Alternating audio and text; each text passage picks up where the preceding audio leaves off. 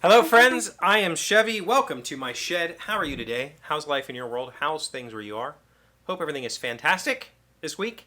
We're doing a little something different. We're talking about 5 movies that changed me, 5 movies that shaped me into the person that I am. And I don't just mean, like, I'm not just being facetious here. I'm being truthful and honest and open that these movies had a profound impact on me in some way, shape, or form. Some of them, like the one we're going to talk about today, was just visually, like just learning what the capabilities of film could be, wasn't necessarily profoundly meaningful to me, but visually, one of the most amazing films I've ever watched. And that movie is The Secret Adventures of Tom Thumb. This is a movie by the Bolex brothers, who, if you don't know who they are, you probably don't, honestly. They did they did a lot of stop animation. They're very good at it. And this movie is a combination of claymation, stop animation with live actors. So there's live actors in scenes where there's stop animation going on, and it's remarkable. It's unbelievable. At the time that I first saw this, a friend in Hawaii, when I was stationed in Hawaii, introduced this movie to me. I was trying to write my first film, and I had an idea for a film, something similar to this. I had been going down a path of studying esoteric, silent or nearly silent movies with visual storytelling, and I had an idea churning, and I was looking for how do I go about doing this, and my friend said, I want to show you something, and he showed me this. And he wanted to show me this for one particular reason. Tom Thumb in this movie is this grotesque little thing that pops out of his mom and wanders around the world. And he, at some point, visits a sewer, or at least is near like an area that you would assume is a sewer. It's a bubbling sort of lake. Remember, this is stop animation. And in this stop animation, they animated bubbles like growing and bursting and little rivulets coming off. Is that the word? I'm not sure. And it was mind-blowing. It was like, wow, how did they do that? This movie set up some sort of love in me of the aesthetic. This is one of those films where everybody's kind of dirty and sweaty and unkempt, and their houses are falling apart, but it's done in a kind of Burton-esque, cartoonish way, and I chased that aesthetic for a long time, and I chased the style of this for a long time. I had a movie in mind. I was working on it. I was going to do it digitally. This was like the late 90s, early 2000s, when doing digital animation was not nearly as simple as it is today. I could probably do the movie that I had in mind now in a couple of days. Like, I could at least piece together a wireframe of it. Back then, it was wildly difficult.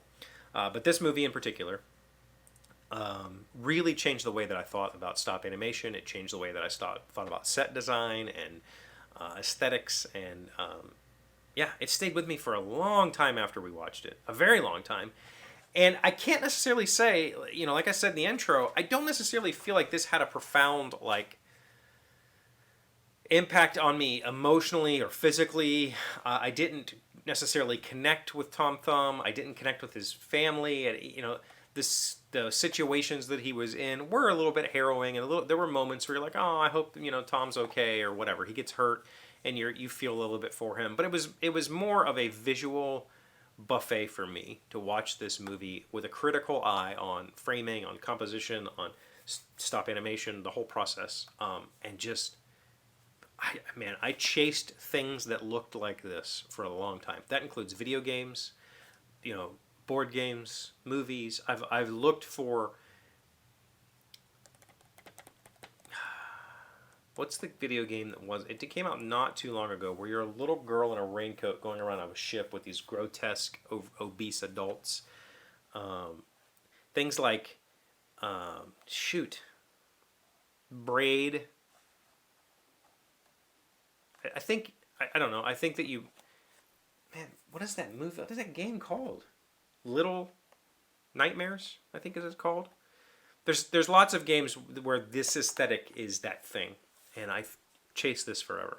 I love this look. I love this style. I love this feel, and I will play or watch almost anything that's done this way. Not necessarily stop animation, just talking about that kind of gritty, grimy, but over the top, gritty, grimy look. There's got to be a word for it. I'm not sure what it is. That's The Secret Adventures of Tom Thumb. I don't know that you could find this anywhere. Maybe you can find some clips of it or something. I don't know that this is still in print. I don't even remember where I got it, but it's worth a watch just to be entertained.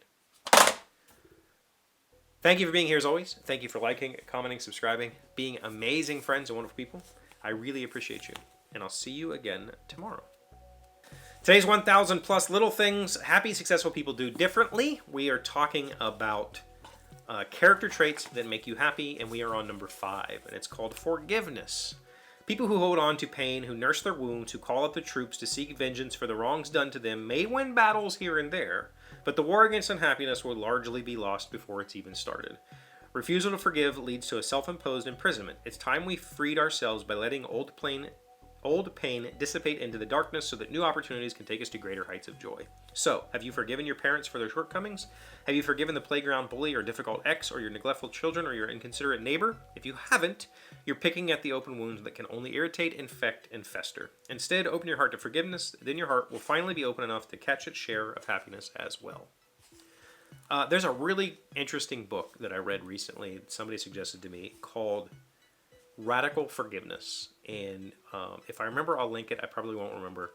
But the idea of the whole book, it's a book about this size, and basically it comes down to there's nothing to forgive. Like the person who wronged you was doing what was just at the will of the universe, putting you in a position where you needed to grow.